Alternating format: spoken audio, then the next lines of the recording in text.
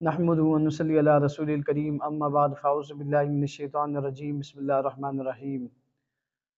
محترم ناظرین کرام، اکثر لوگ یہ سوال کرتے ہیں کہ اگر کوئی گھر میں یا کاروبار کی جگہ یا کسی جگہ کوئی ایسی جادوئی عمل کی ہوئی کوئی چیز مل جاتی ہے، کوئی تعویذ مل جاتا ہے، کوئی لکڑی پتھر کوئی لوہا کا ٹکڑا مل جاتا ہے جس کے اوپر ڈاؤٹ ہو یا شک ہو کہ اس کے اوپر جادوئی عمل ہوا ہو، کوئی شیطانی عمل ہوا ہے، تو اس کے اثر کو باطل کرنے کا کیا طریقہ ہے؟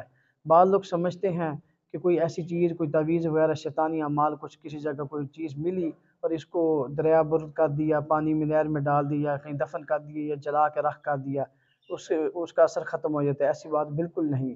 اس کے لیے ہمیں قرآن کی آیات کا سہارا لینا پڑتا ہے، اس کے عمل کو، اس کے شیطانی عمل کو ختم کرنے کے لیے۔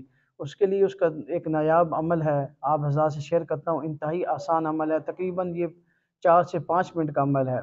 یہ عمل اس طرح ہے کہ سورۃ والسماء والطارق، اس کو اس تعویذ کے اوپر یا وہ جو جادوئی چیز جو بھی آپ کو ملی ہے اس کے اوپر والسماء والطارق آخری پارے کی یہ صورت ہے، 11 مرتبہ پڑھیں گے۔